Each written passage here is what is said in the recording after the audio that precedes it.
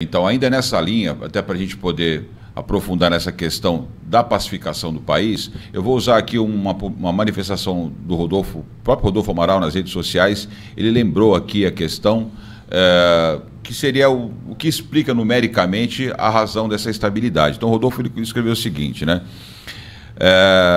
A polarização se desfez por apenas 2 milhões de votos de diferença, mas 37,5 milhões de brasileiros optaram por se excluir da decisão. 30,9 milhões se abstiveram, 3,9 milhões votaram nulo e 1,7 milhão votaram em branco.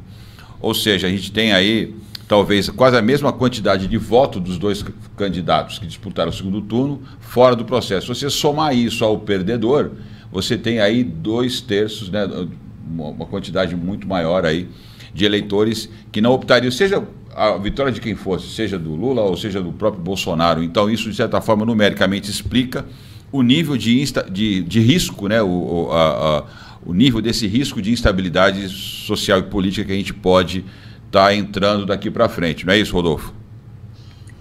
Eu queria fazer algumas considerações, lembrar até a fala aí do Ronaldo, e alguns comentários que ele fez. Eu queria lembrar que a própria eleição nos Estados Unidos, lá, o Trump e o Biden, até hoje ela é questionada, o seu resultado. Quer dizer, foi uma situação que até hoje não ficou muito esclarecida.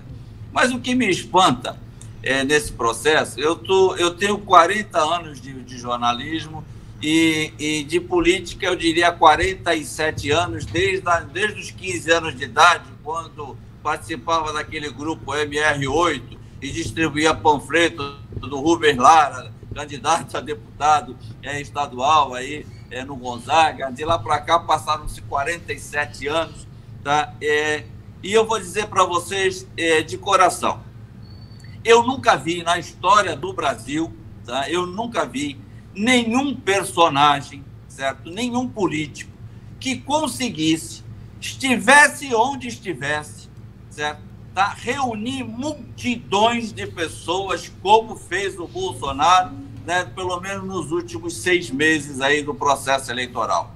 É uma coisa absolutamente impressionante, certo? Tá? Parece até, às vezes eu ficava espantado, eu falei, bom, esse pessoal, 2 horas da tarde, está na rua, quer dizer, não está trabalhando e tal. Eram multidões uniformizadas, ele podia estar numa pequena cidade, numa grande capital. Eu nunca vi nenhum fenômeno, tá, político brasileiro fazer isso, certo? E uma manifestação espontânea.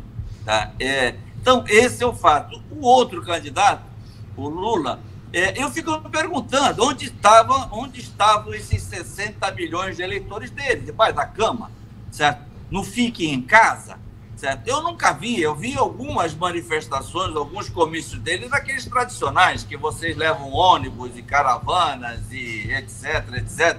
Agora, espontânea, orgânica, eu nunca vi. Certo? Nem o Lula, nem na época de sindicalista, reunia essas multidões. Eu estou falando em dias, no mesmo dia, em 3 cidades diferentes, às vezes em 3 estados diferentes, uma multidão de pessoas é uma coisa absolutamente anormal. Tá? Agora, nós tivemos nesse processo eleitoral, e eu não vou nem entrar no mérito da liberação aí, do Lula, dessa excrescência jurídica, certo? Que foi a decisão do ministro Fachin, mas o que me espantou, tá, neste país foi um candidato a presidente da República, este que foi eleito ontem, tá, vir a público e colocar na sua plataforma a liberação de drogas, certo? Isso deveria ser considerado crime. Apologia. Certo? Tá? Defendeu que o ladrão de um celular não deve ser preso porque ele está roubando para tomar uma cervejinha.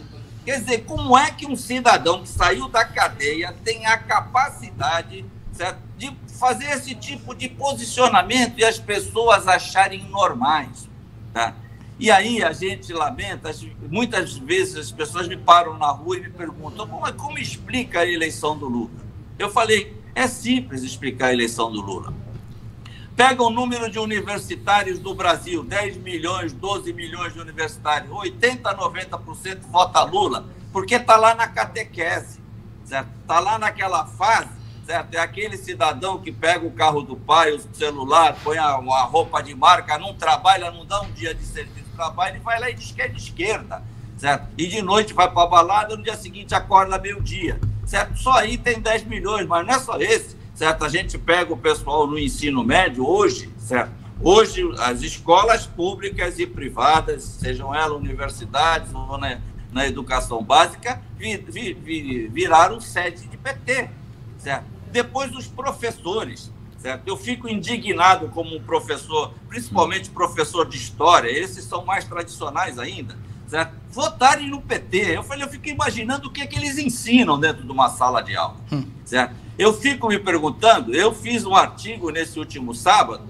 está criticando a minha categoria de jornalista, que saiu no jornal A Tribuna. Eu falo, como é que pode 5.000 jornalistas assinar um manifesto do Lula, que foi o responsável pelo veto do projeto de regulamentação da categoria, que acabou com o diploma de jornalista? O cara que faz isso, para mim, não tem vergonha na cara, me desculpe, certo? São meus amigos jornalistas, mas não tem vergonha na cara, certo?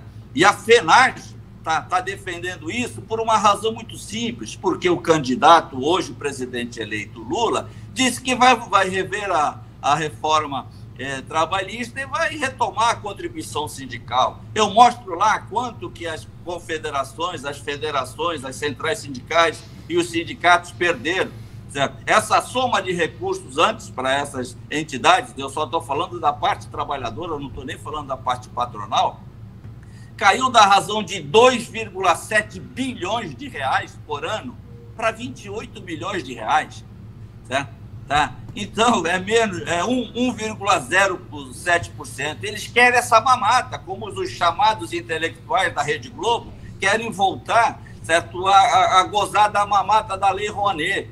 O seu Caetano Veloso, que veio nas redes sociais defender o voto, ele devia explicar quanto é que ele recebeu da Lei Rouanet e, inclusive, não prestou contas. Tem processo, certo, no Ministério da Cultura exigindo a prestação de contas desse cidadão. Ele, com 80 anos de idade, vem com a cara de pau achando que todo mundo é idiota, certo? Então, eu acho que nós precisamos, tá? E eu responsabilizo, em boa parte, eu não tenho filhos, certo? Mas eu responsabilizo muitas vezes os próprios pais, certo? A própria palavra de Deus diz que ensina a criança no caminho que deve andar e quando adulta não desviará dele, certo? Agora, o que se fez? Deixou-se, não, porque a democracia, então o pai hoje, o filho não respeita mais o pai, certo? Ao ponto do próprio filho, do cantor Leonardo, quando manifestou, o pai manifestou apoio à campanha do Bolsonaro, certo? Ele veio de forma ofensiva, certo? Tá? Agrediu o próprio pai nas redes sociais. Eu fico falando, porra, o que esse menino quer? Me mata? É sintomático, né, Rodolfo? Imagina a grana que ele não deve receber do pai para ficar aí pelas baladinhas. Eu falei, então é o seguinte, outro dia me perguntaram, se você tivesse um filho assim, o que você faria? Sabe o que eu faria? Eu punho uma mochila nas costas dele e falo, vai agora lá trabalhar, certo? Vai lá, arruma um emprego, aluga um beco aí qualquer para você morar, e aí você vai realmente viver a tua independência. Agora, nós flexibilizamos, tá? Não se engane com o que eu vou dizer isso e me cobre, se possível, daqui a alguns anos, certo? O Lula, tá? Eu não sei, honestamente, em função da fragilidade da saúde dele, que é visível, certo? Foi visível nesse debate, se ele sequer aguenta os 4 anos aí de mandato, certo? Mas nós não podemos esquecer que nós estamos criando um novo personagem nessa história chamado Boulos, que teve 1 milhão de votos, 29 mil votos aqui na nossa Baixada Santista. Metade dos universitários da nossa região votou no Boulos. Agora eu pergunto, o que esse cidadão contribuiu para alguma coisa, certo? Da intelectualidade, enfim, da prestação de serviço, alguma coisa? Ficou lá, é mais um, certo? Que é filho de médicos, mamou aí nas costas do pai, se sustentou o tempo todo e virou um cidadão de esquerda, tá? Então, é lamentável. Enquanto nós estivermos nesse país dessa forma, nós não vamos muito longe. E a coisa está piorando, porque nós temos 52% da população no Brasil, tá? Acima de 25 anos, como analfabeta funcional, um terço da população total, 70 milhões de brasileiros, mais de 70 milhões de brasileiros analfabetos funcionais, e uma pesquisa recente, não é pesquisa, é levantamento de dados do Índice Nacional de Analfabetismo Funcional, o último que saiu, apontou que 38% dos universitários do país, estou falando dos universitários, 38%, eu estou falando de quase 4 milhões de universitários brasileiros qualificados como analfabetos funcionais. Nós vamos querer o quê de resultado eleitoral? Desculpe aí, Sérgio, o desabafo, mas eu precisava falar. Não,